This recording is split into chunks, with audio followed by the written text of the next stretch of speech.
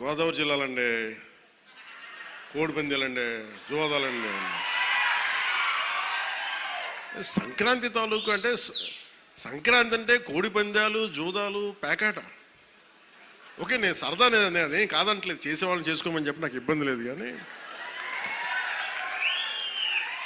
అంటే నేను తెలంగాణ స్నేహితులు కూడా చెప్తా ఉంటాను. హైదరాబాద్ నేనే ఇంట్లో ఉంటే, నేను హైదరాబాద్లో ఉంటే ఇప్పుడు 10 years బ్యాక్ మేము ఎక్కడికి వెళ్తా అంటే మేము భీమవరం వెళ్ళిపోతామండి, లేదంటే మేము తూర్పుగోదావరి వెళ్ళిపోతాం. దేనికి అంటే మేము అక్కడ ఈ కోడి పందాలకి ఎంత డబ్బులు వేస్తారని నాకు తెలియదు కూడా తెలియదు.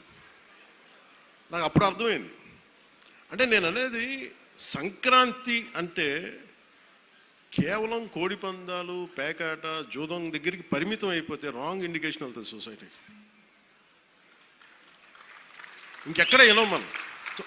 అది మార్పు రావాలి అంటే, ఎందుకంటే మన సంస్కృతిని మనల్ని దేనికైతే అసలు మూలం ఎట్లా ప్రారంభం అది మర్చిపోయాం అనుకోండి, మర్చిపోతే అది దారి తప్పేస్తాం. అప్పుడు మీకు మెకాలే చెప్పినట్టుగా ఒకరిని దెబ్బ కొట్టాలి, ఒకరిని సంస్కృతిని, దేశాన్ని వైపౌట్ చేయాలంటే ముందు వాళ్ళ సంస్కృతిని చంపేయడం. సో ఇది సంస్కృతి మూలాల్ని పరిరక్షించడానికి, మర్చిపోకూడదని చెప్పడానికే ఈ వేడుక ఈ రోజున పీఠిక. ఇది మొత్తం రాష్ట్రంలో ప్రతి నియోజకవర్గంలో ఇది అవ్వాలి.